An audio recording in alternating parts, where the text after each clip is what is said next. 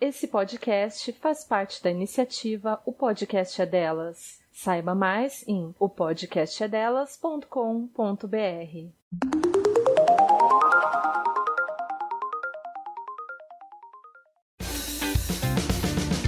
Esse podcast é apresentado por Toribá. Para outros programas, acesse toribacomunicação.com.br.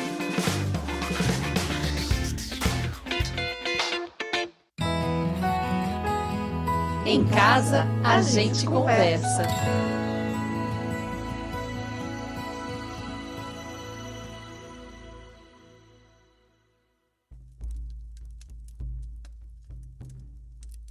O yoga, ele cuida do corpo, todos os sistemas do corpo físico, cuida da nossa respiração, a respiração consciente nos dá acesso aos nossos estados emocionais, tem uma filosofia, uma ética que nos coloca em contato com a nossa espiritualidade, nos abre para essa transcendência, né, que eu acho fantástica, da gente se perceber como parte do universo, né? Tem algo que eu não entendo, que é misterioso, e eu assumo isso independente da religião.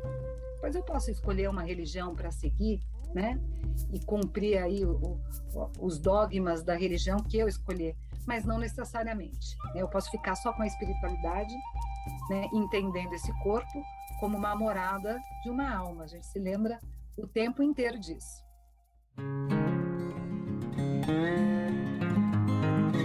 Olá, mana! Seja muito bem-vinda a mais um episódio do Em Casa a Gente Conversa. Se você ainda não segue as nossas redes sociais, vai lá.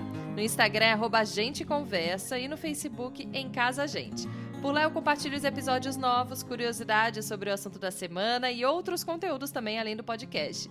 E todos os episódios estão no YouTube, então caso você não consiga ouvir por aqui, também pode ir lá pro YouTube e compartilhar por lá também com as pessoas que você conhece. Assine esse podcast no aplicativo em que você está ouvindo para saber quando tiver episódio novo no ar. Mas olha, toda quarta-feira tem um assunto novo aqui diferente para você. E dependendo de onde está ouvindo também, dê 5 estrelas aí pra gente para ajudar esse podcast a chegar para mais pessoas. Hoje nós vamos falar sobre yoga, que é mais que um exercício físico. Durante muito tempo, o yoga permaneceu restrito ao Oriente, mas cada vez mais tem se tornado comum em países do Ocidente. Ele é uma ciência antiga, com mais de 5.000 anos, que tem como objetivo unir o corpo, a mente e o espírito, possibilitando a pessoa se reconectar com a sua verdadeira essência. Hoje, as pesquisas já reconhecem a conexão entre a energia e a matéria, enxergando o poder de alterar a energia do nosso corpo, tendo transformações positivas para a pessoa e todo o ambiente ao redor. Então, como o papo aqui, inclusive, dessa terceira temporada do podcast é sobre autoconhecimento e a conexão consigo mesma, eu quis trazer também o yoga para cá, porque ele tem também essa conexão com a gente, também traz um pouco do autoconhecimento, ou muito, vamos descobrir aqui. Eu vou conversar com a Paula Ubinha. Paula, seja muito bem-vinda! Ela que é minha professora de yoga, inclusive, encontro com ela algumas vezes por semana, quando eu tô dedicada, né, Paula? Encontro algumas vezes por semana na aula, e ela que é maravilhosa e super boa no que faz. Paula, obrigada por ter topado vir aqui. Por favor, se apresente primeiro, quem é você? Oi, Thaís, muito obrigada pelo convite. É um prazer vir falar com você e trazer um pouco mais sobre yoga, porque às vezes na aula a gente não tem muito tempo de conversar, né? Então agora a gente faz um bate-papo. Eu sou formada em Educação Física pela Unicamp, eu fiz bacharelado em treinamento esportivo e depois licenciatura, e esse começou a ser um caminho que eu fiz de um corpo muito esportivo para pensar no corpo, na educação, um corpo pensante, um corpo que sente, um corpo inteligente. E essa jornada longa, né, porque eu tenho já mais de 20 anos de carreira, eu encontrei com yoga, me formei e passei a dar aula, com todos os efeitos, né, terapêuticos de autoconhecimento que o yoga traz, acabei procurando fazer uma pós-graduação em psicologia transpessoal. Então, fui completando, fazendo um caminho de integração, e é isso que eu busco ensinar nas minhas aulas. Legal. Como que o yoga entrou na sua vida, Paula? Como que começou isso? Já veio transformando a sua vida de alguma forma? Ou não? Foi uma curiosidade que foi entrando e você foi se apaixonando? Como que foi? Na verdade, eu achava o povo do yoga muito esquisito, eu tinha um baita de um preconceito com o povo Namastê, Om. Eu achava tudo isso muito estranho e eu não tinha muita curiosidade, não. Eu cheguei no yoga num momento da minha vida em que o esporte não estava mais dando conta do estresse que eu estava. Eu entrei numa depressão, eu tive um diagnóstico de câncer, e aí eu fiquei, assim, muito para baixo e inconformada. Gozava de boa saúde, tinha boa disposição para tudo e não estava adiantando. Então, boa alimentação e esporte, e nada disso soluciona. Um dia eu estava na minha sala e falei assim, eu preciso encontrar uma saída que não seja tomar remédio e fazer cirurgia. Eu sei que eu preciso entrar numa transformação aqui. Aí sabe aquele momento em que passa uma palavrinha, uma frasezinha na cabeça, tipo uma intuição? Vou fazer yoga. Não fazia nem ideia do que poderia acontecer. E eu morava em São Paulo na ocasião, encontrei uma escola de yoga bem na rua da minha casa. Mais fácil impossível, né? Então, com a minha filha Pitica, com esse diagnóstico terrível, né? Que eu teria que fazer cirurgia, tirar a tireoide inteira, radioterapia. Falei, essa história eu não quero escrever para mim. E eu comecei a fazer yoga em 1 ano e 8 meses. Então, eu estudando e praticando todos os dias, porque eu ainda tenho essa determinação, né? Faz parte do meu talento, Thaís, que é, quando eu escolho alguma coisa, eu mergulho mesmo. Eu pego firme, eu mergulho de cabeça. Fiz isso com yoga nesse 1 ano e 8 meses. E mudei 10 vezes de endocrinologista porque eu queria outro diagnóstico, outro prognóstico.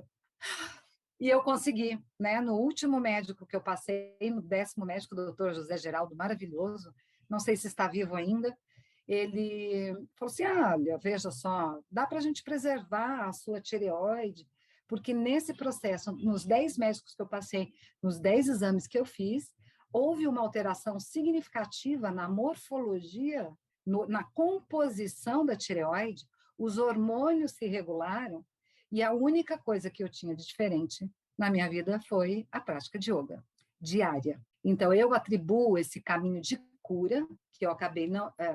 tenho até hoje 1/3 da minha tireoide, não preciso de reposição hormonal, e eu atribuo sair da depressão sem medicação psiquiátrica, e eu acho que eu devo tudo isso a essas técnicas milenares de autoconhecimento, autocuidado, autoamor.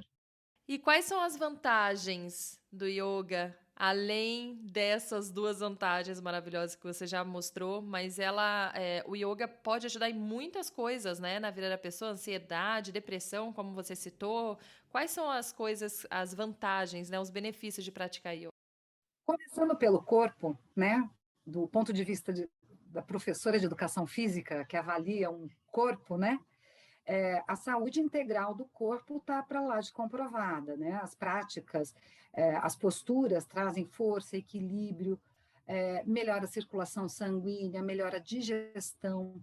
Nós temos práticas direcionadas só para digestão, para você ter uma ideia, né? Para a gente fazer purificações, limpezas internas. Nós temos, então, uma força para o músculo, a gente fortalece músculo, articulação, ossos, melhora o sistema sanguíneo, endócrino, sistema nervoso. É simplesmente completa, assim, não tem nenhuma ginástica que seja tão completa como o yoga, falando como professora de educação física que trabalhou muito com esporte. A outra vantagem de praticar o yoga são técnicas que não existem também na nossa cultura ocidental, que é aprender a respirar corretamente, através da respiração, acessar estados emocionais. Então, aí que a gente regula ansiedade, nervosismo, pânico, que são medos imaginários. Então, a gente consegue acessar estados emocionais, inicialmente perceber qual é o estado emocional e depois você se regular através da respiração. E uma mente mais saudável através da prática de meditação e a ética do yoga, que também tem uma filosofia, né? Então, veja como é uma prática completa. O corpo, a mente e o espírito. E quando você atinge essa filosofia, né, alcança essa filosofia do yoga, você trilha um caminho mais espiritualizado, não necessariamente religioso.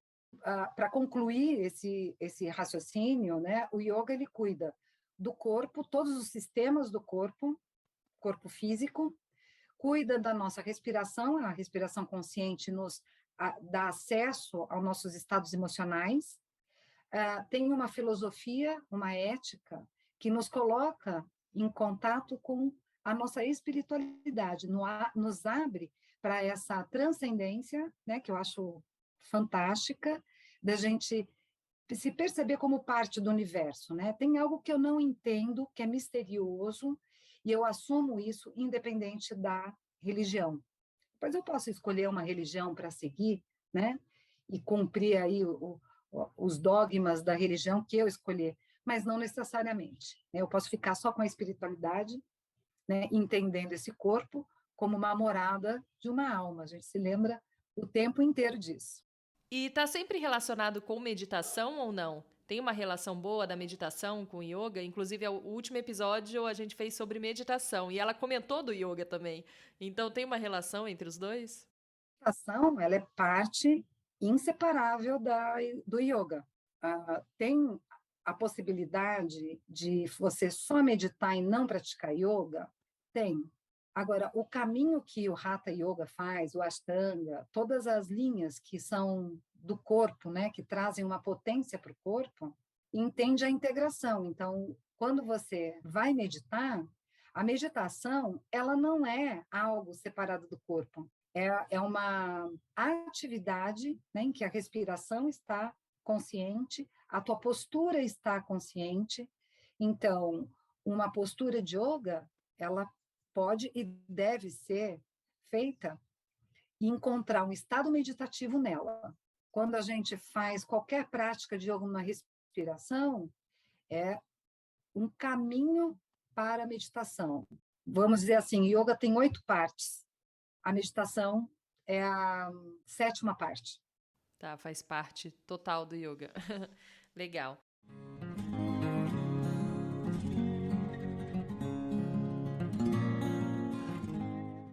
E o yoga, você comentou, né, que ele consegue atingir o corpo, a mente, que ajuda nessa parte emocional, da ansiedade, da depressão. E eu queria saber como que ajuda nisso, de que forma? Você praticando, porque você praticando, você acaba acalmando, se tranquilizando, se equilibrando e aí, consequentemente, resolve isso? Ou como que atinge essa parte emocional praticando yoga? As nossas emoções estão no corpo, né, Thaís? Não tem outro endereço para as nossas emoções. Elas não são uma coisa mágica, invisível, fora do nosso corpo, mas senão no próprio corpo. Então, quando a gente faz a prática de yoga, nós modificamos o funcionamento do nosso corpo e esse comportamento vai alterar internamente, eu vou chamar de mensageiros internos, que é a tradução para hormônios. Olha que coisa mais linda. Hormônio significa mensageiros. E eles são a forma de comunicação interna do corpo. De a gente acelerar o coração num susto, a gente toma um susto, é um comportamento. Toma um susto, o coração acelera, a boca seca. A gente recebe uma notícia triste, nossos olhos choram, sai água dos olhos. Acontecem eventos no nosso corpo através do comportamento. A prática do yoga é através de um comportamento, das técnicas do yoga, esse comportamento mobiliza esses hormônios, os mensageiros que trazem boas notícias para dentro do corpo, né? Então, a gente se coloca num estado de paz através dessa atitude, dessa técnica. Respirar, uma postura. Tem postura que te agita, que te traz calor e poder. Então, a gente começa a falar das posturas e dos arquétipos ligados às posturas, como guerreiro, por exemplo. A postura do guerreiro, você entra no estado meditativo nessa postura do guerreiro, e você se imagina num chão firme, conectado com o que está acontecendo. Você traz a força do chão para as tuas pernas, espalha para o teu corpo, para os seus braços, e você foca a sua atenção, porque todo guerreiro tem uma noção firme na realidade, que é esse chão firme, ele tem um olhar focado no objetivo, né, da sua empreitada, então ele tem foco, determinação, mas nenhum guerreiro verdadeiro luta por qualquer causa. Então, qual é a causa do guerreiro que o conduz para a jornada, se não uma causa ligada às leis universais? Então, ele está conectado com o divino. Quando você faz essa postura e você entra nesse imaginário, o seu corpo se transforma, você veste o poder. Se eu conto uma história de terror e você se veste de medo, o seu corpo vai reagir com medo. Você vai ter pesadelo, você não vai dormir bem. O que é o estresse? Se não estímulos externos que mudam o nosso comportamento. E o nosso comportamento interno, que também interfere nos mensageiros. Então, você pode escolher viver no estresse, com mensageiros só dando má notícia para todo o seu corpo, tornando o seu estômago mais ácido, seu fígado enjoado, o intestino irritado, a boca seca, problemas de mordida, né? Quando trava a ATM, articulação temporomandibular, bruxismo, né? Tudo isso são os mensageiros internos dando notícia de estresse. O yoga reverte tudo isso. E qualquer pessoa pode praticar? Tem alguma restrição? Até eu lembro aqui que tem, quando eu fiz na gestação, porque eu fiz nas minhas 3 gestações yoga. E aí tinha algumas posições que eu não podia fazer, eu podia praticar, mas tinha algumas posições que eu não podia fazer. E até quando a gente está menstruada também tem algumas posições que acabam mudando também, né? Mas em relação à restrição de, não sei, de idade ou de alguma doença, tem alguma ou não? Olha, eu tenho sim, porque eu acho que o yoga, ele é um caminho de autoconhecimento, é mais ou menos como terapia. A condição para você fazer é você desejar o processo, porque você não vai suportar o processo do yoga se você não escolher um caminho de autoconhecimento e transformação, porque é inevitável que isso vai acontecer. Então, o desejo, dizer sim para o yoga é a primeira condição para se praticar e se dar bem com isso, né? A segunda condição são as condições físicas mesmo, né? Se você tem problemas de saúde, o yoga ele pode ser muito saudável, incrível, maravilhoso, essa romantização do yoga. Mas, por outro lado, ele pode ser muito violento. Ele pode agravar um problema de coluna, de joelho, pode agravar os sintomas típicos da TPM, ao invés de você melhorar a dor de cabeça, você piora. Na gestação, muitas contraindicações, com risco, sim, de aborto, com risco de lesão articular. Aí, o risco maior para a gestante é para o corpo da gestante, né? Que são lesões devido às fragilidades típicas da gestação, que não são patológicas, mas elas podem vir a ser com uma prática errada, né? Então, sim, precisa cuidado e precisa boas indicações, assim, né? Então, se você tem problema de pressão alta, informe ao seu instrutor de yoga. Ele vai saber quais posturas você não deve fazer. As respirações, que são chamadas de pranayamas, também são fortíssimas. Então, quem tem pressão alta não poderá fazer uma série de técnicas respiratórias. As gestantes também não. No pós-parto imediato também não. Se você tem qualquer problema de saúde, informa o seu instrutor de yoga e ele vai saber adequar quais as respirações corretas. Por isso que é importante sempre orientação, sabe, Thaís? A gente busca fazer, né, nessa solidão, vou fazer sozinha em casa, comprar livros. A minha mestra, né, atual, ela sempre diz, os livros são mortos. Embora eles tragam conhecimento, nós precisamos de um mestre que tenha a sabedoria. Ela faz a distinção entre conhecimento e sabedoria, né, que é para adequar as técnicas de yoga para a sua condição pessoal.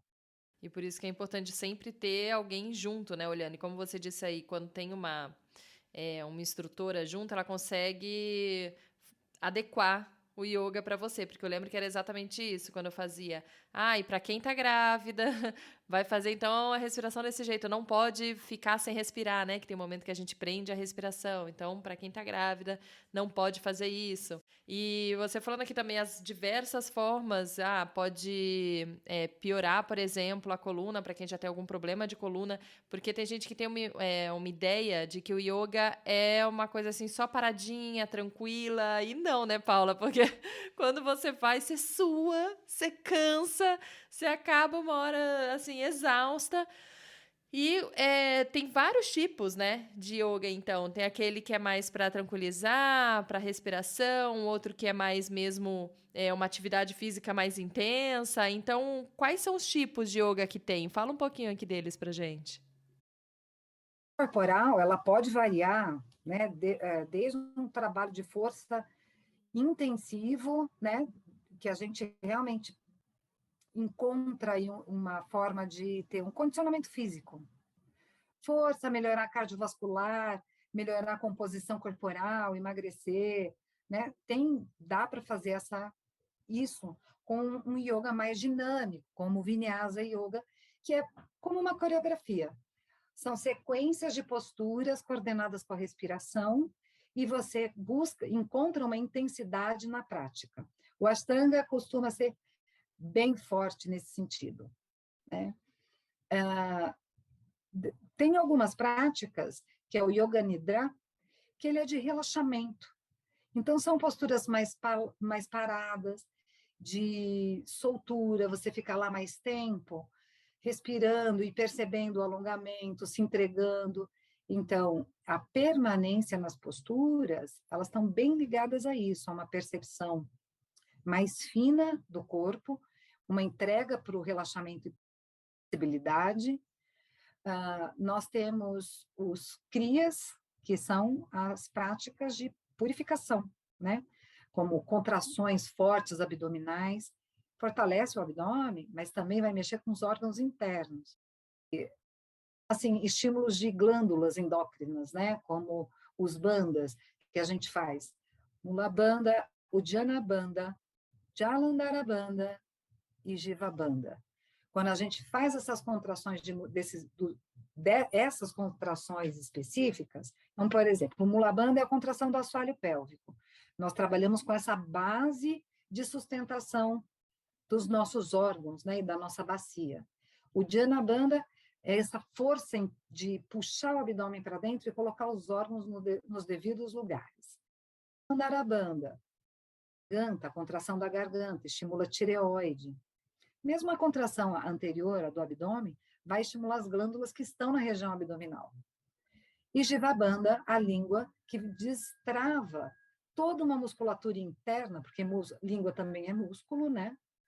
Então, olha quanta coisa. Depois a gente tem yoga para os olhos, que exercita a musculatura ocular, a acuidade visual, o foco. Então, você pode, sim, trabalhar o corpo de forma integral, numa forma intensa, numa forma mais relaxada, numa forma mais restaurativa. Aí, depende do objetivo, a gente monta o programa, né? Cada pessoa que chega para mim, Paula, eu só preciso relaxar porque eu ando muito estressada, eu preciso... Então, a gente faz um programa todo voltado para essa necessidade. Nossa, Paula, eu preciso de energia, vitalidade. Então, a gente monta uma aula para energia e vitalidade. E aí, as próprias alunas vão percebendo e entrando num autoconhecimento para falar assim, nossa, hoje eu estou precisando daquela aula que a Paula me deu tal dia, vou tentar reproduzir. Porque você começa a identificar que aquela aula, aquelas posturas, naquela sequência te fez bem. Já ganha uma certa autonomia. Por isso, um processo de autoconhecimento, né?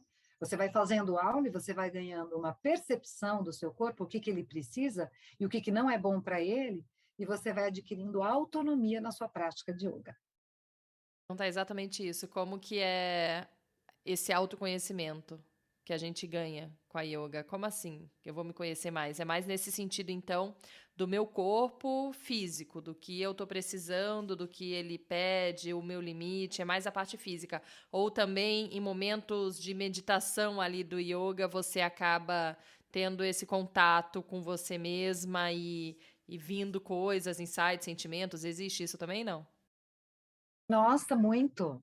Uma das coisas que quando a gente percebe o que é bom para o corpo, a gente também percebe o que é bom para a mente e para as emoções, porque a gente se integra, a gente faz essas conexões de que nada está separado. Então, por exemplo, nossa, tô ótima, me alimentei bem, fiz uma prática de yoga maravilhosa e chegou aquela pessoa tóxica na sua vida.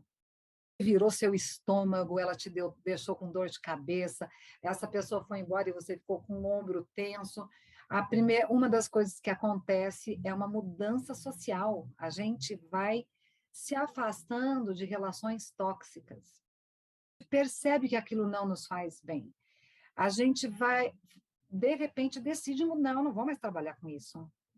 Eu nunca gostei, eu faço isso aqui para dar dinheiro, só para ter coisas, mas eu não tenho nenhuma satisfação pessoal. Então, também é muito comum quem começa a fazer yoga, jogar tudo para o alto, jogar as coisas que não fazem bem para o alto e abraçar as coisas que fazem bem para a própria vida. Essa percepção maravilhosa, e por isso a gente encontra um lugar que a gente não precisa mais adoecer. Eu não preciso ter mais enxaqueca. Eu não preciso fazer um câncer. Eu não preciso... na psicologia transpessoal, a gente fala muito isso, né? Que o corpo, quando adoece, a doença é o começo da cura, porque você estava desconectada da sua alma. Então, quando vem o sintoma, você vai precisar cuidar disso, mas você vai precisar cuidar profundamente de tudo isso que te acomete, emocionalmente, espiritualmente, fisicamente, psicamente. Então, é mais ou menos assim, quando vem uma doença, é para você arrumar a casa inteira. Esse processo, o yoga mostra, né? Isso aconteceu comigo, né? Quando eu comecei a fazer yoga e descobri o câncer e super estressada, eu fiz uma transformação radical na minha vida. Eu já sabia o que não era bom e que precisava deixar de lado. Eu já sabia que tinha algumas pessoas que eram insuportáveis na minha vida, mas a gente acha que tem que suportar, acha que tem que aturar tudo. Mas trabalhar é isso mesmo, né? É estressante mesmo, faz parte, né? Primeiro obrigação, depois a diversão. A gente faz yoga, a gente percebe que nada disso vale a pena se não tiver uma satisfação na nossa essência mesmo. Espera aí, quem sou eu nesse mundo aqui? O que eu estou fazendo? Missão nenhuma? Então, a gente ganha também uma autonomia de decisão para escolher o que nos faz bem. Nesse sentido, yoga é liberdade. Como diz o meu querido Mircea Eliade, um historiador das religiões, ele escreve um livro sobre yoga, que ele considera yoga como qualidade e liberdade. Você diz, então, que o yoga tem a filosofia do yoga, também como um estilo de vida, muita gente leva assim, é justamente por isso, porque acaba refletindo em todas as áreas da sua vida? Nós temos os yamas, por exemplo, que constitui as 8 partes do yoga, né? Tem os yamas, asanas, pranayamas, pratyahara, dharana, dhyana e samadhi. São as 8 partes clássicas do yoga, né? Ditas por Patanjali, um grande sábio aí, organizou o yoga para a gente. Primeiras partes, né? Yamas e niyamas. Yama significa, grosso modo, o que devemos evitar. O que eu devo evitar na minha vida? Atitudes eu não devo tomar. As coisas que eu devo evitar comer. Você compreende o que você deve evitar? Você não faz porque alguém te passou uma receita de dieta, o que você pode e o que você não pode comer. Há uma compreensão profunda do que aquilo reflete no teu corpo, e você toma uma decisão não porque alguém mandou, mas porque você entende como bom. E você desfruta do bem-estar com as outras escolhas. Então, os niyamas, o que devemos cultivar. O que nós devemos cultivar? Em termos assim de relações humanas, em termos de dedicação ao trabalho, como que eu convivo com as pessoas, quais são as amizades que eu devo cultivar. Isso, quando você pega uma máxima dessa, o que devemos cultivar? Você aplica em tudo, para pensar em absolutamente tudo. E todas essas escolhas do que não fazer e o que fazer, elas vêm com refinamento, sabe? Com refinamento faz sentido a não violência. Eu não faço porque eu vou ser castigada por Deus. Eu não mato porque nem eu vou me fazer bem matando alguém. Eu não vou xingar ninguém, não é porque a pessoa não mereça, talvez. Algumas pessoas estimulam isso, mas você fala assim, nossa, mas eu vou entrar essa relação de violência, de xingar e de brigar? Ah, não quero. Eu digo não, né? Então, eu freio para escolher um lugar onde seja bom para mim, o que eu cultivo e o que eu não cultivo. Antes de conhecer o yoga, você achava que era mimimi yoga, que era uma coisa chata, que era uma coisa nada a ver. Pessoal muito esquisito, fica falando e fica... Uma das coisas que me irritava era assim, uma voz muito de paz, eu achava tão fake essa voz de paz. Luz, né? Mas quando você vê o significado realmente, e entende o quanto que muda, né? O quão profundo que não é só não é só o que falam, você começa a realmente perceber diferença na sua vida, aí você compreende, né, de fato, aquilo. Porque eu acho que é uma coisa, assim, muito distante mesmo, quando você ouve, se você não está inserida nesse universo, se você não está acostumada com holísticas ou com tipos de terapias que te ajudam de uma forma diferente, seja menos racional e que seja mais, não sei nem a palavra assim que usa, porque não chega a ser espiritual, assim, mas que não seja algo tão racional. Se não está acostumado com isso, é difícil você compreender como algo pode mudar tanto, né, de fato, a sua vida. E aí só mesmo praticando para perceber. Eu quero muito praticar mais, quero inserir mesmo na minha vida um dos meus objetivos, acordar cedo e conseguir colocar todos os dias, porque quando converso sobre isso eu falo, cara, isso daí realmente traz muito benefício e deve mudar muitas outras coisas do meu dia, inclusive que me incomodam, que às vezes eu não sei como mudar, mas que automaticamente vai, né, mudando e vai se transformando junto.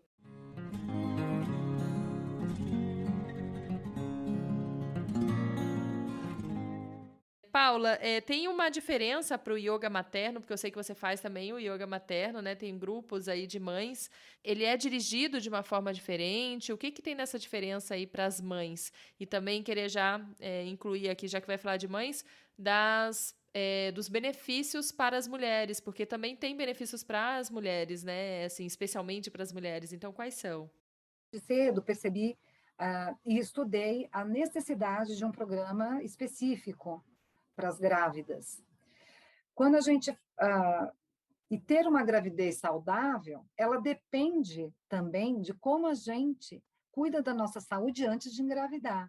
E o pós-parto, né, o puerpério, ele tem a ruptura do parto, mas ele também pode ser uma recuperação mais saudável, mais equilibrada, mais tranquila, dependendo desse histórico desse corpo.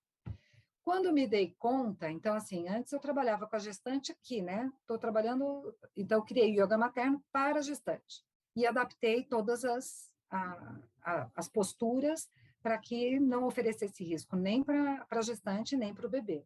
Quando eu criei o yoga materno, eu chamei esse processo materno, né, de se tornar mãe, cuidando das tentantes, porque é impressionante como aumentou a fertilização in vitro, parece que os homens e as mulheres estão muito menos férteis.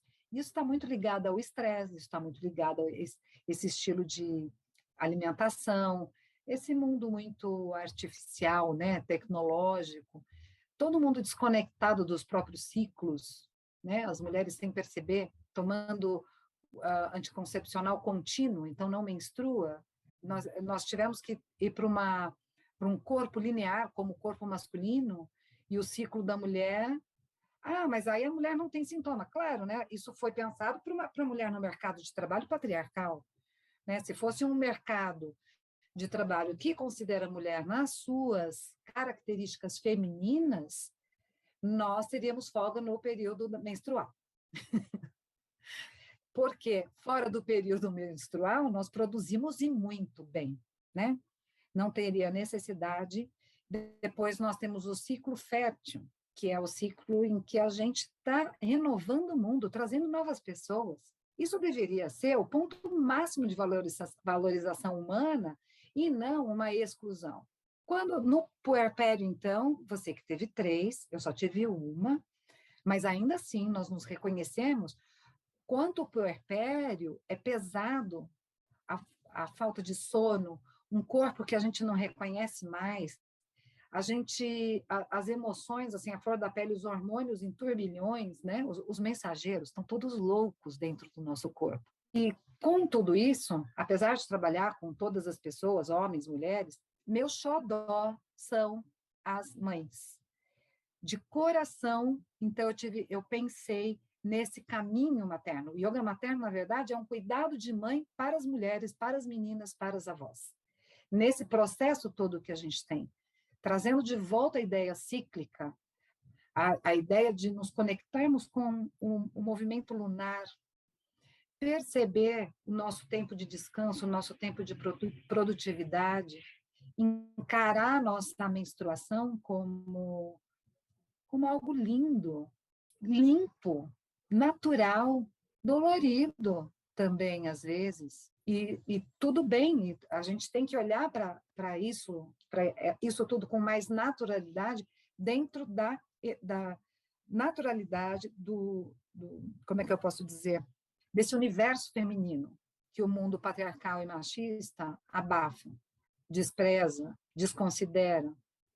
Mas nós somos alvo, né? E também trazer essa conscientização que, assim, através do yoga, nós podemos amenizar todos esses sintomas, todas essas dores típicas do feminino, não como algo que tem que ser apagado, mas algo como uma notícia que seu corpo te dá.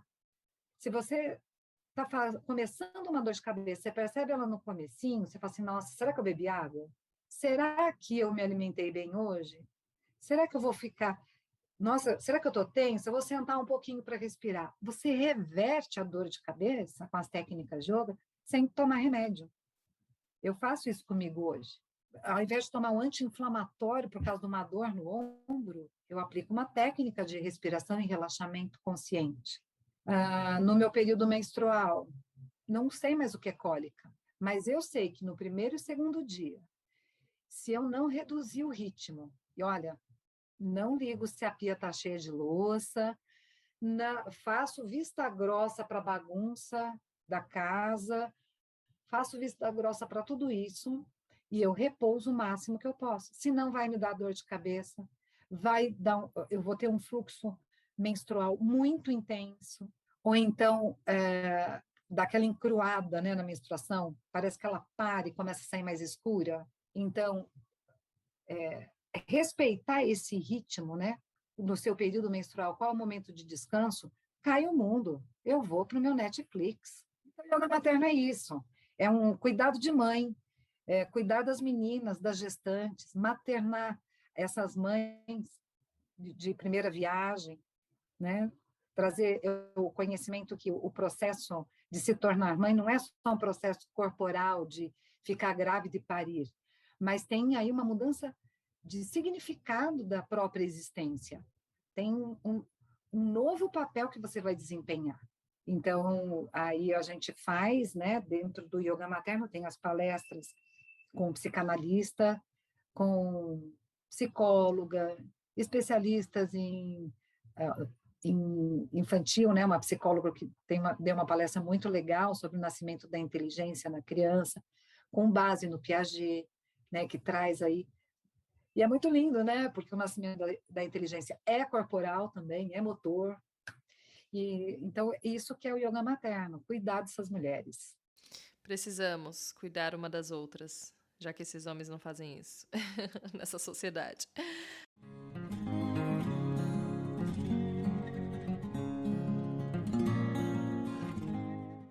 Ô, Paula, e o que são os chakras? Eu quero que você explique um pouco dos chakras, o que eles significam, no que eles estão ligados, né? E tem inclusive que eles são ligados também aos elementos, não é?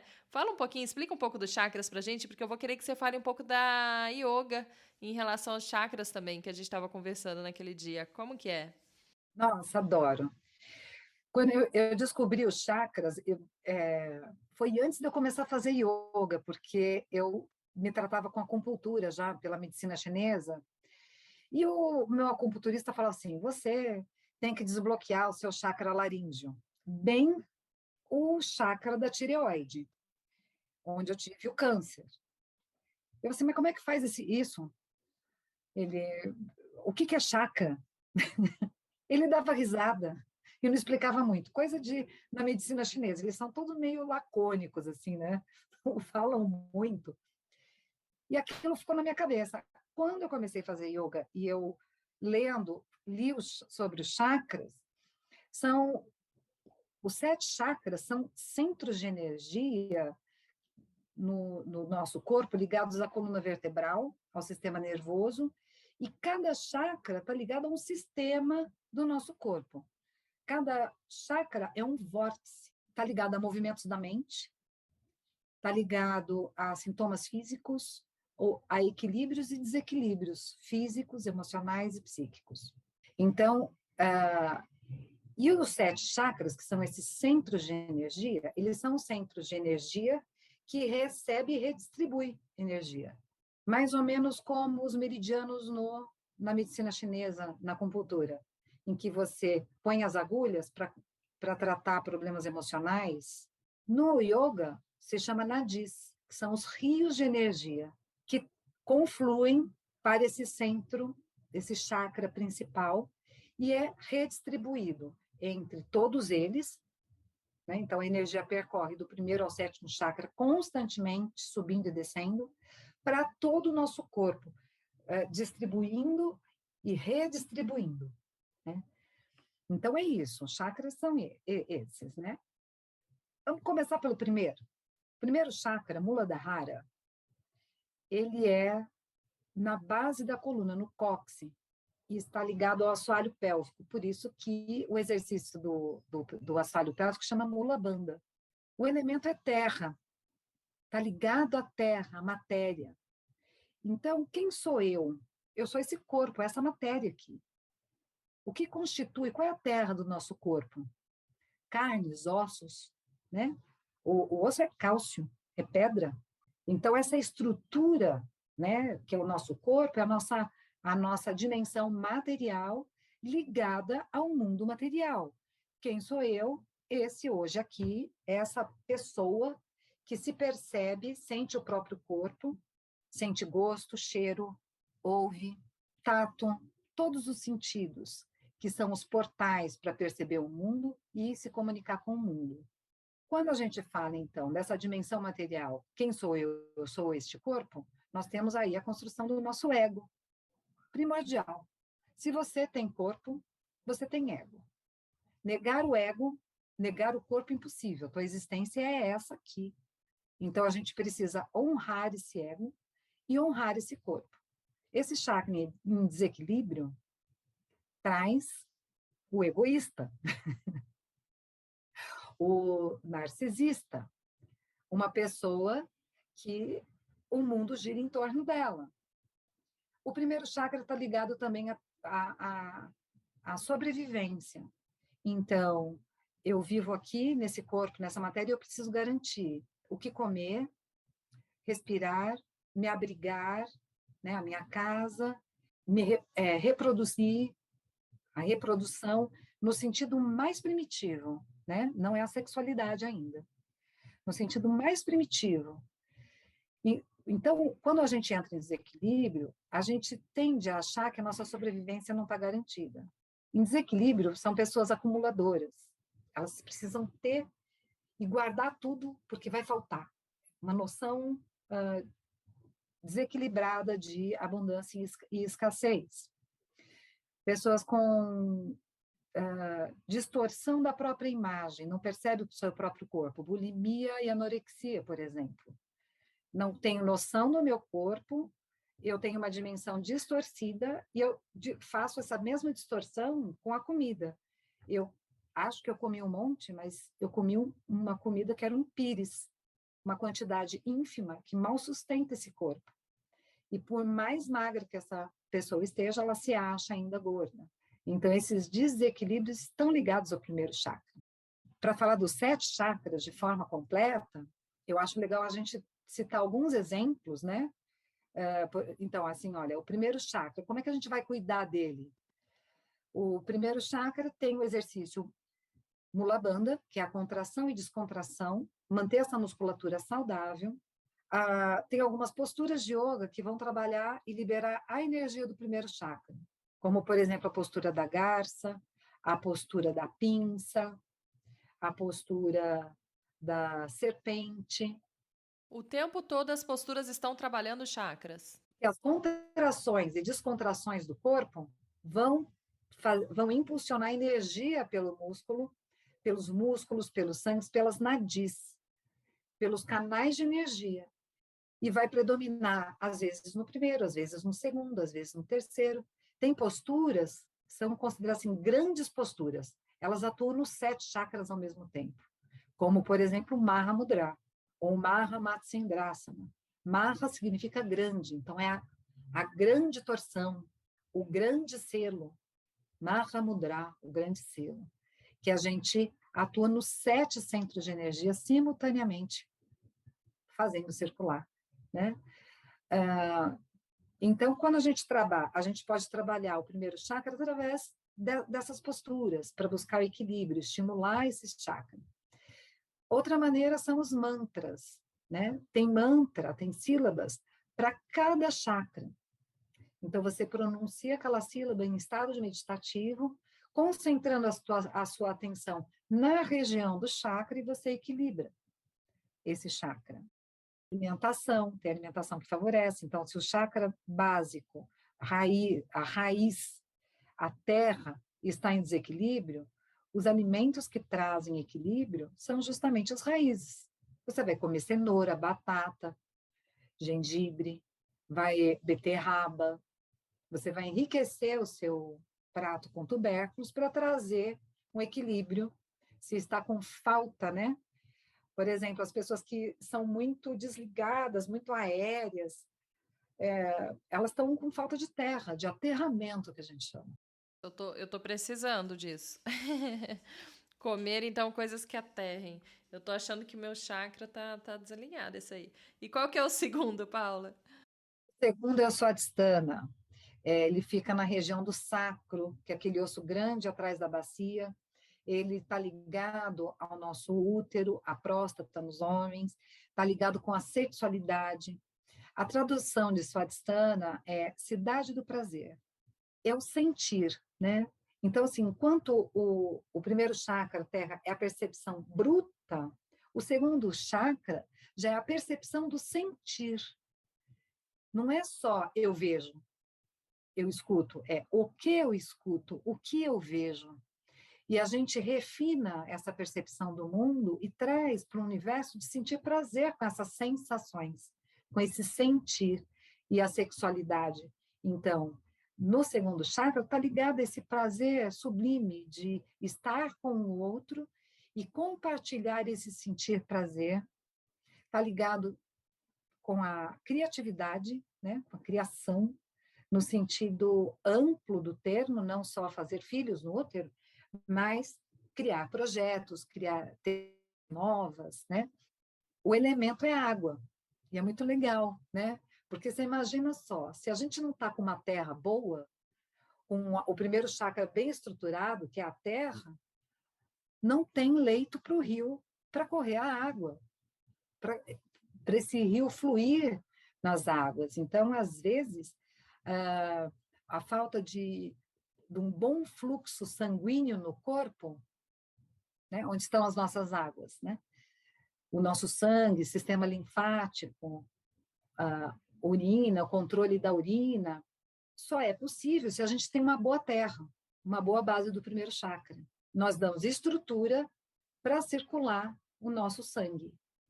Quem tem bom tônus muscular, né, a gente que é do esporte, da educação física, a gente sabe, o coração ele distribui. Mas quem é que manda o sangue de volta para o coração? É a contração do corpo inteiro, né? Um bombeia e o outro um bombeia de cá. A panturrilha é considerado o segundo coração. Olha que coisa mais linda, né? Então, essa comunicação interna entre terra e água precisa ter equilíbrio. Então, a gente já fala do segundo, pensando na comunicação do primeiro chakra já com o segundo. Sem estrutura, a água se espalha. A gente perde. E no que reflete quando está desequilibrado esse segundo? Que o primeiro você comentou que a pessoa não percebe, por exemplo, o quanto come, que tem um distúrbio alimentar, a pessoa mais egoísta. Nesse segundo, no que reflete? Influencia diretamente na nossa capacidade de ter prazer em viver. Sabe esse prazer maravilhoso de perceber, nossa, eu estou viva, a minha vida está acontecendo, isso por si só já é maravilhoso? Esse prazer, que depois a gente... o prazer no saborear a comida, veja que há uma diferença, né? O desequilíbrio vai virar o quê? A gula. Comer coisas que aparentemente dão prazer na boca, mas não dão prazer no corpo, na digestão, passa mal depois. Isso é desequilíbrio aí do segundo chakra. Então, quando você traz um requinte para a sua alimentação, sabores, cores, né? Textura, você saboreia, você não precisa de quantidade. Você está num outro registro com relação à alimentação, que é o prazer, é o mais requintado possível. Outro problema, o desequilíbrio do segundo chakra, infertilidade, incapacidade de perceber, na sexualidade, no sexo, né, não sentir prazer com o outro. Às vezes consegue, né, sozinho o prazer sexual na masturbação, mas com o outro não consegue, né? Não tem sensibilidade para sentir o toque. Às vezes, uma sexualidade até promíscua, ansiosa, porque não há uma percepção e um prazer tranquilo aí, né? Então, a perversão, o abuso, ou sempre se colocar numa situação em que isso não acontece numa forma tranquila, né? Fica uma sexualidade sempre que traz incômodo. Termina e sente vergonha. Então, aí também, quando a gente não sente prazer, isso vai refletir também na falta de criatividade. A gente precisa fluir, né? No prazer de viver, de olhar para as coisas, de estar no mundo, e surgem novas ideias. Elas vêm daí, do útero, né? Elas vêm aí do segundo chakra das nossas águas.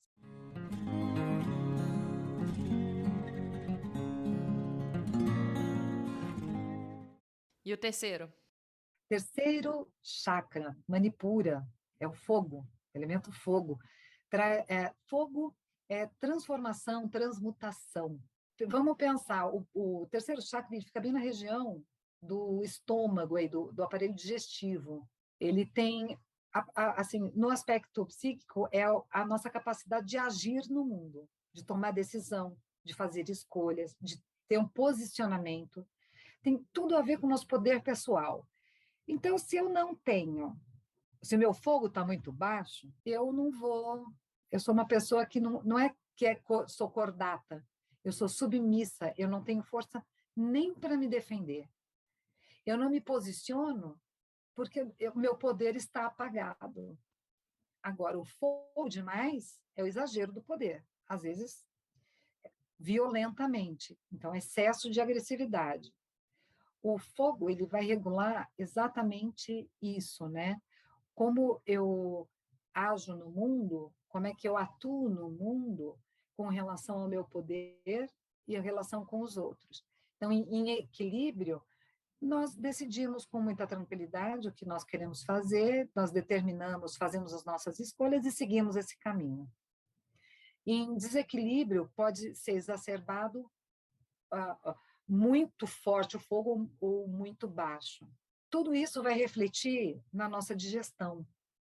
A metáfora é, como é que você absorve o mundo, o quanto você consegue mastigar isso, engolir, digerir, triturar isso, absorver o que serve e eliminar o que não serve. Então, ele representa tanto a digestão, né, o quanto está funcionando bem a sua digestão, mas também o quanto você consegue assimilar, absorver, digerir e eliminar informações, relações, atitudes no mundo.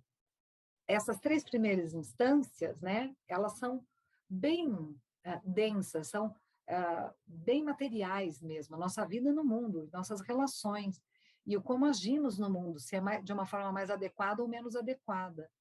O primeiro chakra, uma boa base, eu vou estar tranquila com a minha sobrevivência, porque esse medo, se eu não estou com a minha sobrevivência garantida, isso me afeta muito medo. O medo pode aumentar a minha agressividade ou anular a minha agressividade. Eu fico uma pessoa sem defesa. O medo ou paralisa ou vira ataque e defesa, não é? Então, tem pessoas que paralisam. Como é que está esse fogo, né? Como é que a gente controla isso? Então, tem pranayamas muito bons, posturas de yoga, que também vão regular a medida desse fogo, colocar a gente no fogo brando, cozinhar no banho-maria algumas coisas, né? E as metáforas são sensacionais, porque na nossa própria linguagem traz essas ideias, né, do nosso plexo solar, né? Nossa, essa pessoa me deu náusea. Essa situação, não consigo engolir essa situação. Sem contar que o nosso intestino é considerado aí um segundo cérebro, né? Nosso humor está muito ligado aí ao intestino, ele fica ou muito irritado ou muito parado, isso vai alterar o nosso humor, e isso é o plexo solar, nosso fogo. E o quarto?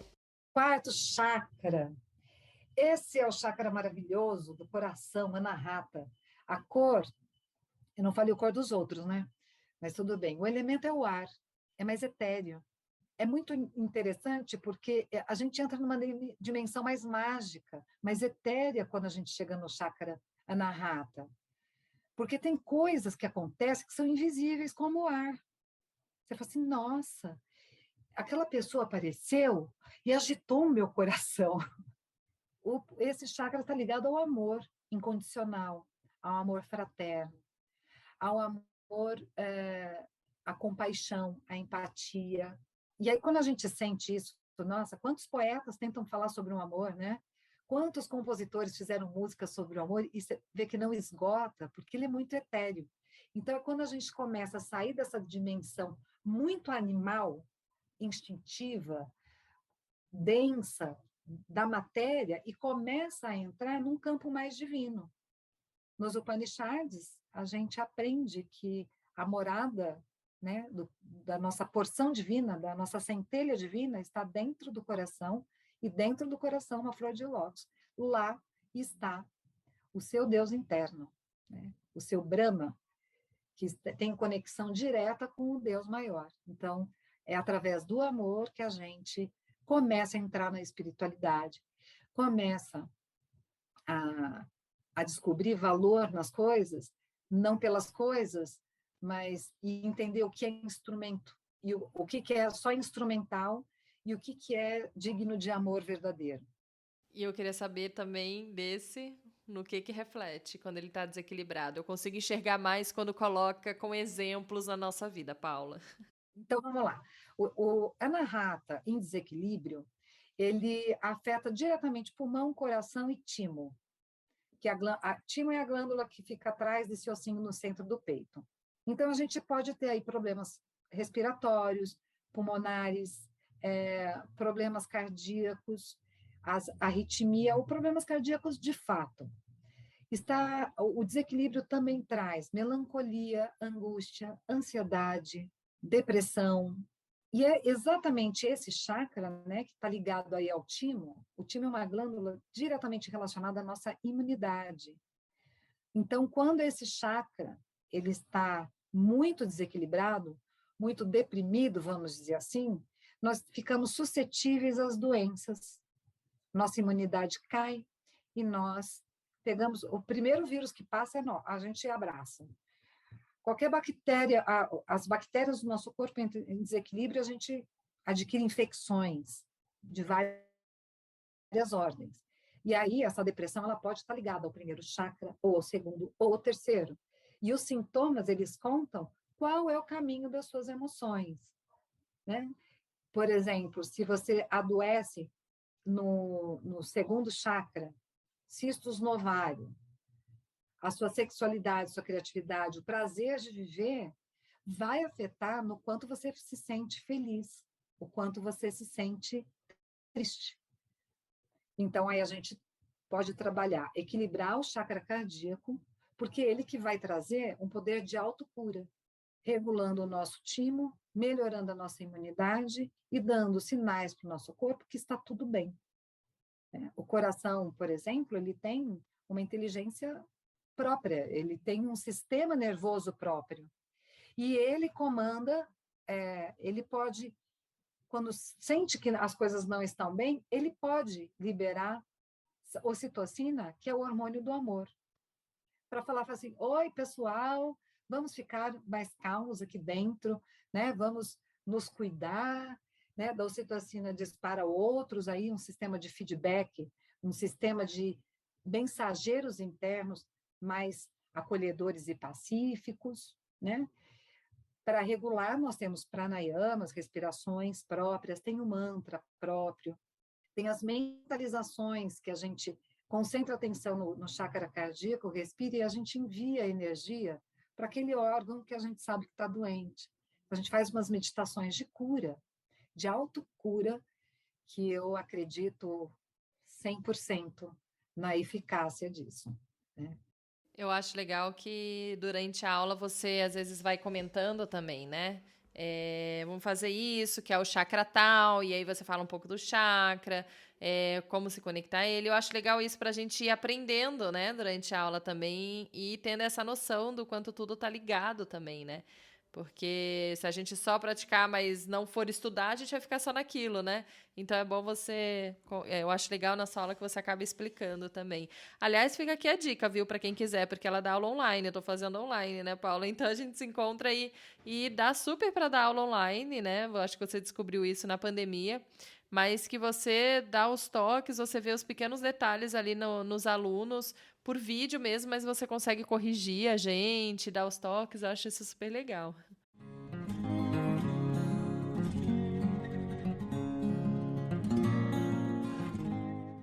Vamos pro quinto chakra. Qual que é? O chakra é o laríngeo, é aqui na região da garganta, a cervical, está ligado à nossa comunicação. Não tem elemento, ele é o éter. O éter é mais etéreo ainda. Então, você pensa o seguinte, uma palavra pode te tirar do sério, ou pode ser extremamente acolhedora e te trazer felicidade. Pela palavra, pelo som, pela comunicação.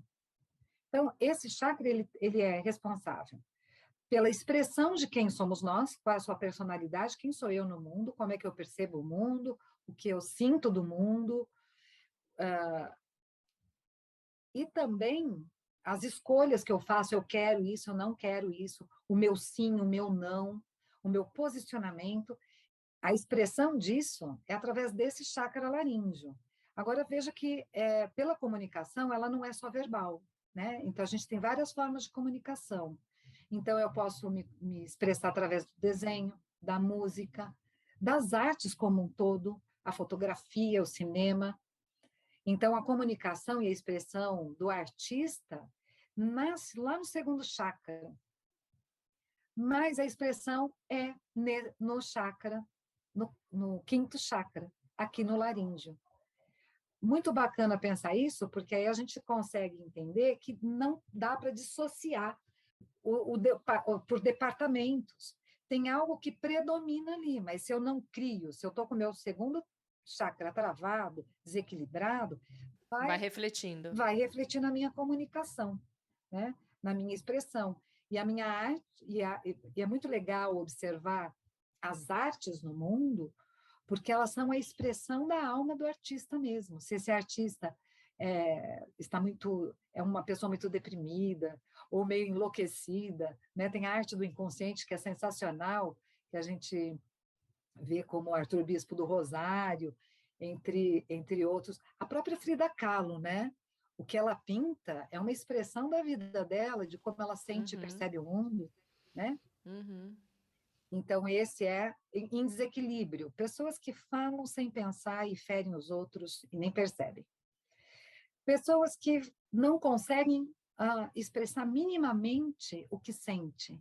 Pessoas que, quando abre a boca para falar, sabe, quando assim, é tão inadequado, você fala assim, mas não parece ser verdade isso que a pessoa está falando, porque ela está desconectada, ela está imitando um personagem, ela quer ser outra pessoa, e ela acaba se expressando e fica tudo como uma máscara, né?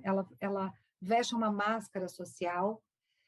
Nós fazemos isso em algumas medidas, né, necessárias, porque não dá para a gente se comportar como a gente se relaciona com as pessoas mais íntimas, quando a gente vai ao banco, quando a gente vai no ambiente de trabalho, a gente tem esses diferentes aspectos de expressão, mas algumas pessoas elas têm isso muito fake. Elas estão o tempo todo interpretando uma outra pessoa que não é ela, né? Isso é uma desconexão. O mitômato, né? Pessoas que precisam contar mentira. Tá todo mundo vendo que não é verdade aquilo. Ele continua falando. Aí tem umas questões de caráter também, né? Porque às vezes a pessoa fala mentira, ela não é patologicamente mitômata, ela é mau caráter mesmo. Aí, né? Vamos considerar que há mal no mundo, há o bem e há o mal. Em equilíbrio é uma expressão perfeita, né? De você falar com muita tranquilidade o que você pensa sobre determinados assuntos, você se coloca bem sobre a sua profissão, você fala com prazer, você se comunica com as pessoas que você gosta, você dá limite com tranquilidade, você diz um não precisa ser violento, ele sai tão categórico que a pessoa acata o seu não, como acata também o seu sim, né? Para equilibrar, tem respiração, mantra, para isso, tem posturas também de yoga para trabalhar e o quinto chakra, e o canto, né? Cantar é maravilhoso para equilibrar esse chakra. Não precisa ser cantora, mas, né? Liberar essa expressão através do canto é uma boa.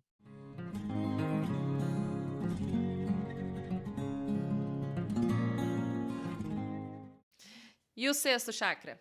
O sexto chakra é o terceiro olho, Ajna Chakra. Fica bem no centro da testa, entre as sobrancelhas, e não tem elemento. Algumas escolas chamam de a nossa mente, mas a nossa mente está presente em todos os chakras, então não tem elemento. Fica aí nesse centro e tem a ver com a nossa capacidade de concentração, foco, tem a ver com a nossa capacidade de entendimento. Então, se eu tenho boa concentração, bom foco, é claro que eu vou ter melhor entendimento disso que eu estou observando, estudando, né? Eu me concentrei naquilo, eu fiz uma boa leitura sobre esse texto. Eu conheço essa pessoa porque eu foquei nela, eu ouvi, eu prestei atenção, então eu conheço essa pessoa. Para estimular o sexto chakra, nós precisamos de todos os sentidos novamente, assim como no primeiro. Então, o sexto chakra está diretamente relacionado com o primeiro chakra, que é essa estrutura física que está no mundo e faz a ligação entre o que eu penso, e o mundo, e eu tenho maior ou menor adequação do meu pensamento. Eu posso ter pensamentos completamente desconectados e enlouquecidos, completamente fora da realidade. Então, eu preciso do primeiro chakra para me centrar, enraizar, assim, foco. Agora, foco nisso, concentração, e eu entendo essa situação. E também abre a intuição, que seria, não é o contrário, mas para criar uma imagem mental. O foco é você olhar para um ponto, né? Determinar uma atividade. E a intuição é uma noção ampla da coisa. É o contrário do foco, seria uma visão geral que a gente não acessa, porque o nosso cérebro faz isso por nós. Nosso cérebro faz uma síntese e nos apresenta uma saída que a gente acha que foi assim, quando a gente fala, nossa, tive um insight, nossa, tive uma intuição. No banho, quando você está lá relaxada, você fala assim, nossa, eu já sei como resolver aquele problema. Uhum. Aliás, sempre no banho que acontece isso comigo. O banho é clássico, porque no banho você está curtindo o que é o seu corpo. Você está no sentir. Você está longe dos problemas. Então, pode abrir a porta para a sua intuição, para essa síntese. E você não está focada num problema específico. Você está lá, às vezes até cantarolando. Aí desce, vem o download da solução, né? Plim. Sim. Esse é o sexto chakra em equilíbrio, né? Ele funciona desse jeito. Nós temos boa concentração e temos boa intuição. O desequilíbrio é o contrário, são pessoas que estão completamente divagando em ideias, projetos inadequados, às vezes até um estado de loucura mesmo, sabe? Beirando uma esquizofrenia, beirando uma psicose. A pessoa está ali, você fala assim, amiga, não vai dar certo.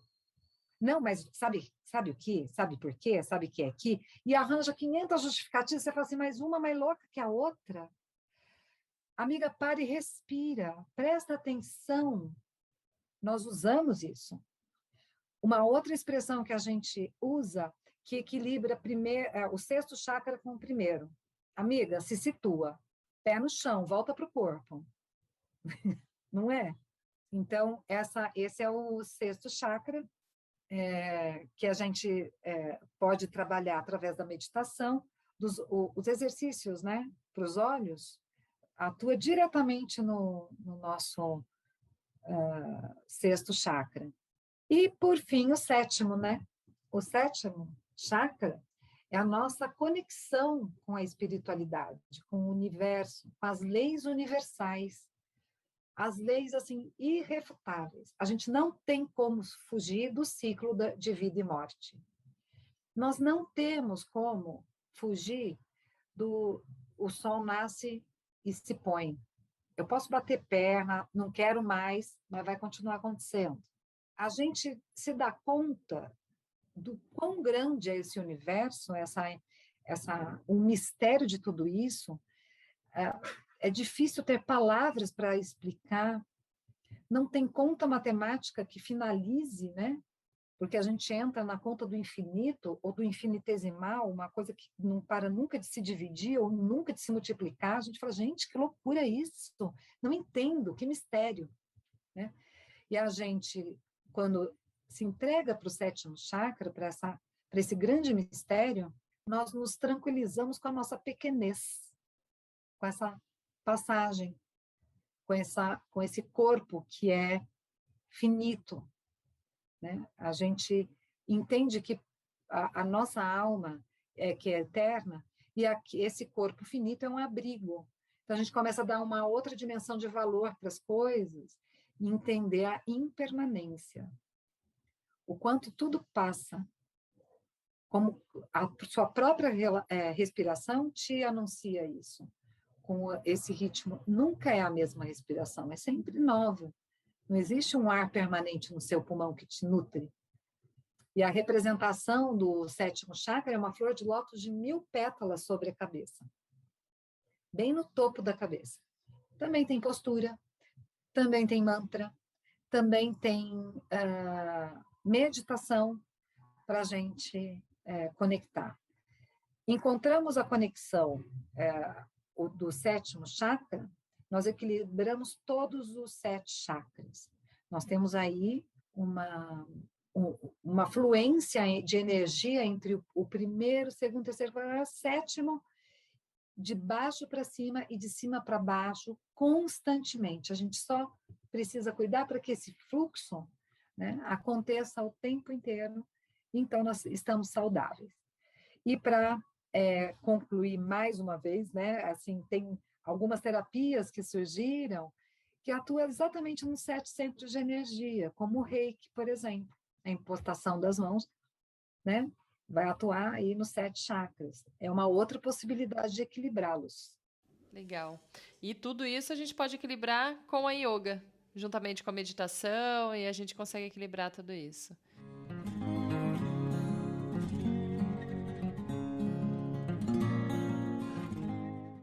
E Paula, que dica você dá, então, para quem queira começar a praticar o yoga em casa, numa aula, que seja com os vídeos inicialmente com alguns vídeos, alguns livros, mas que depois, como a gente conversou aqui, é importante sempre ter alguém, né, olhando, que seja... que conheça uma professora, que não seja em aula, mas que conheça alguém que tenha pelo menos um olhar para essa pessoa para poder guiá-la, né? Para poder falar o que é legal, o que não é naquele yoga. Mas o que você indica, então, para a pessoa começar a ir atrás, a dar o primeiro passo, para começar a praticar? A resposta está na sua pergunta. Encontre um bom mestre de yoga. E esse bom mestre não é o mais famoso, atenção. Às vezes você não tem afinidade com esse professor tão famoso na sua cidade.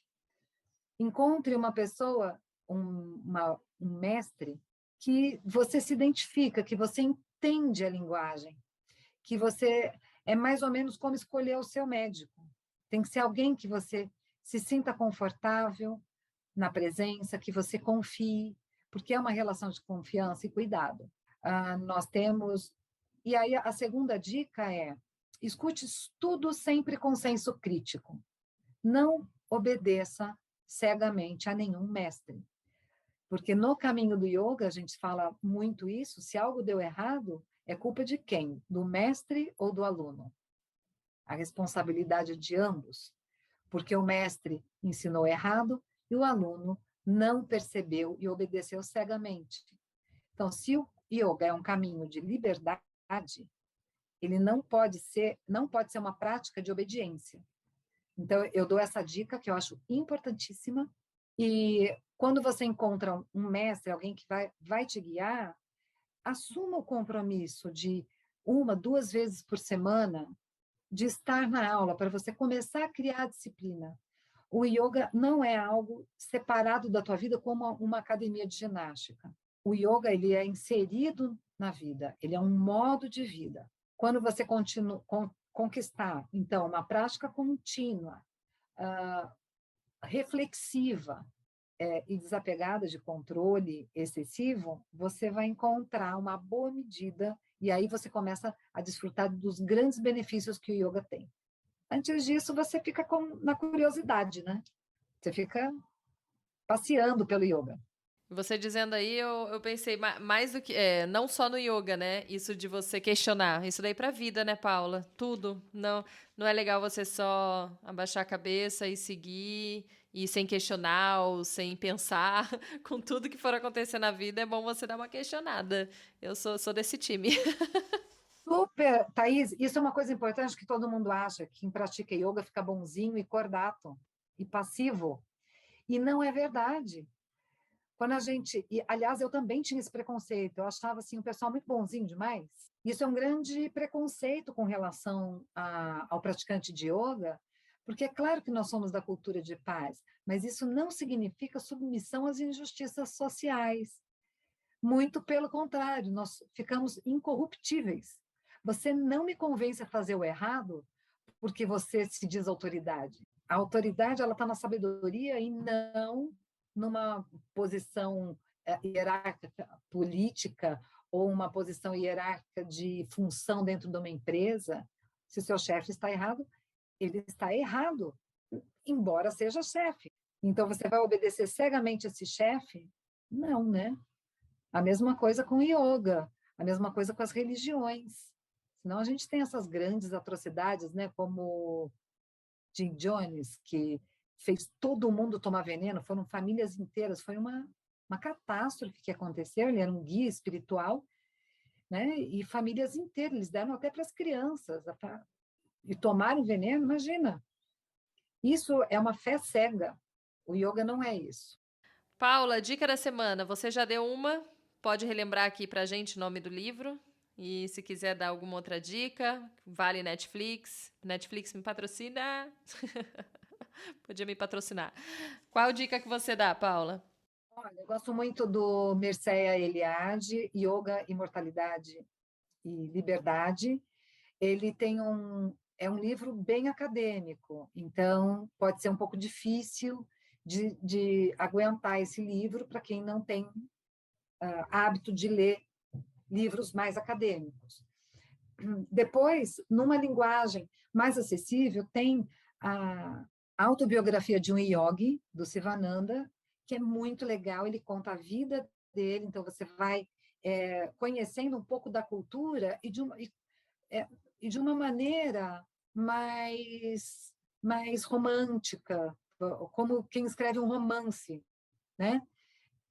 Sobre a vida dele, então é bem legal. Eu gosto muito do professor Hermógenes, então todos os livros do professor Hermógenes, yoga para nervosos, yoga para mulheres, embora eu ache o professor Hermógenes um querido, ele tem algumas coisas machistas no livro dele. Ele era do Rio de Janeiro, de uma época aí, né? Ele foi militar, então dá para entender, dá os devidos descontos que ele é um grande mestre mesmo assim. No Netflix tem um documentário curtinho do Ram Dass, Hamdass,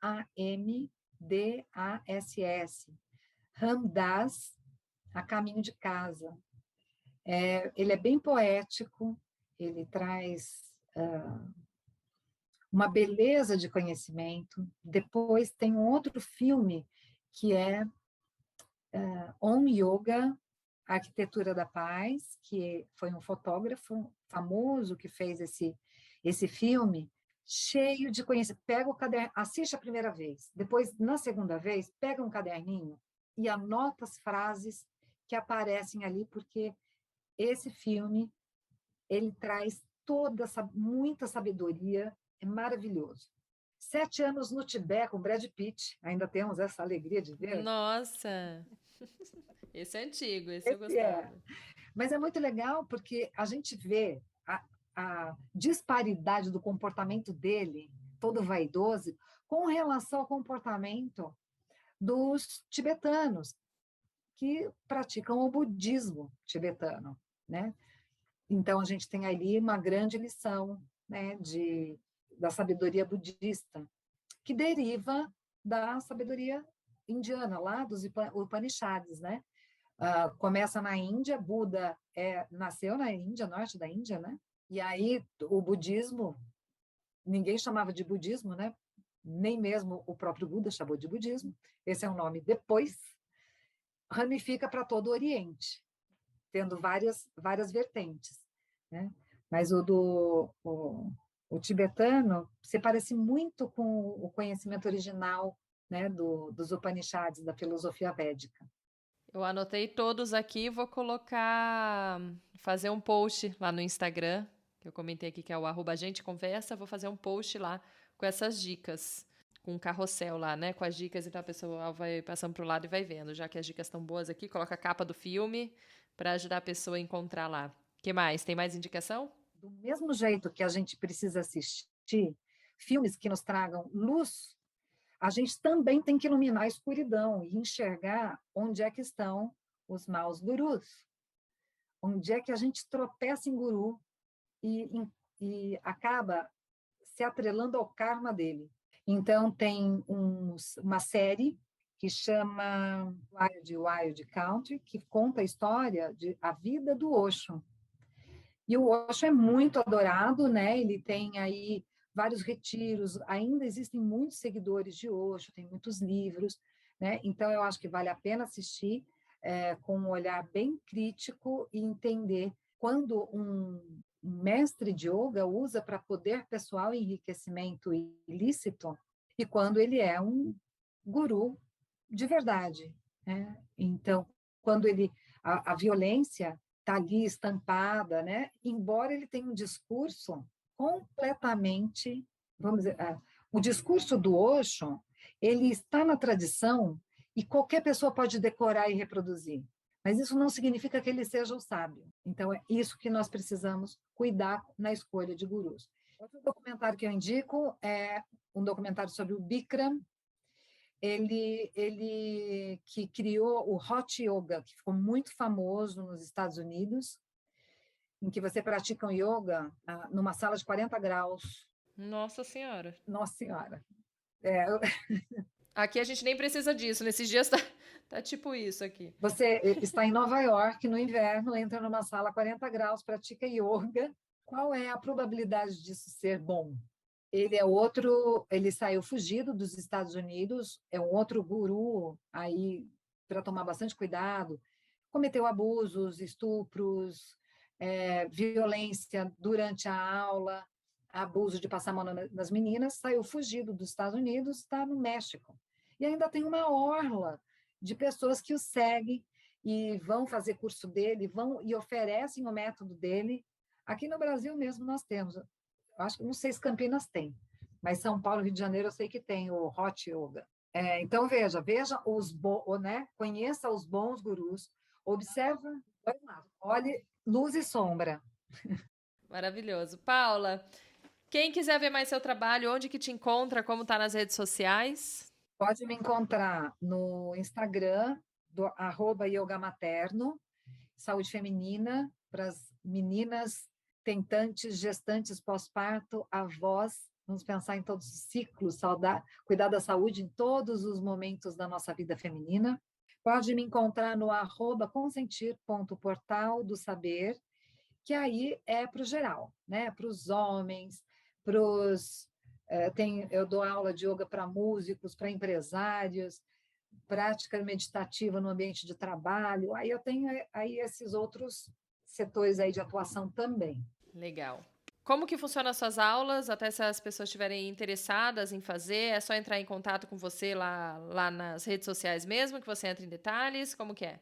Para fazer aula comigo, basta entrar em contato pelo meu WhatsApp, 19 98 199 2036. E maravilha, porque como está sendo online, dá para a pessoa que está ouvindo lá de outro país, dá para fazer também. Aliás, você tem aluna de outro país, não tem? Tem alunos que estão na França, Espanha, Inglaterra, Itália, Estados Unidos. Meu Deus. Online, a gente não tem fronteira, né? É uma coisa muito linda. O céu é o limite, sim. Então, manda mensagem no meu WhatsApp, aí eu passo o link do Zoom, entra no grupo do WhatsApp, né, tanto do Consentir quanto do Yoga Materno, e da saúde feminina, tem um grupo para cada público, e aí a gente faz a divulgação do link da aula dentro dos grupos. E aí é só abrir o Zoom e praticar. Maravilha. Obrigada, Paula. Obrigada por ter explicado tudo isso aqui pra gente. Foi uma aula, hein? Uau! Foi uma aula de yoga aqui, bem... Deu para entender bastante, você entrou com bastante detalhes. Agradeço você ter compartilhado aqui com a gente seu conhecimento. Agradeço imensamente o convite, adoro falar sobre o assunto. Eu tenho imenso prazer em viver o yoga na teoria, na prática, em todas as instâncias da minha vida. E muito obrigada pela confiança, né, de me trazer aqui no seu espaço, né, trazer aí um pouco do que eu sei. Adorei, grata. E quero agradecer também a você que está aqui me ouvindo, que me acompanha aqui desde o começo da primeira temporada. Tem gente que ouve todas, viu? E também que está chegando por aqui agora. nessa terceira temporada, ou você está chegando por conta desse episódio, muito obrigada por ter ficado aqui até o final. E se você tem gostado do conteúdo por aqui, sente que quer ajudar esse podcast, dá para contribuir no nosso financiamento coletivo. É só entrar no catarse.me/agenteconversa. E com esse financiamento é mais para me ajudar mesmo com os custos que eu tenho aqui para manter esse podcast no ar, como as edições, o programa para gravar, as plataformas para subir os episódios também. Mas se não puder ajudar dessa forma, pode contribuir compartilhando esse podcast com quem você conhece. Quando ouvir, compartilha também lá no Instagram, marca a gente, @agenteconversa.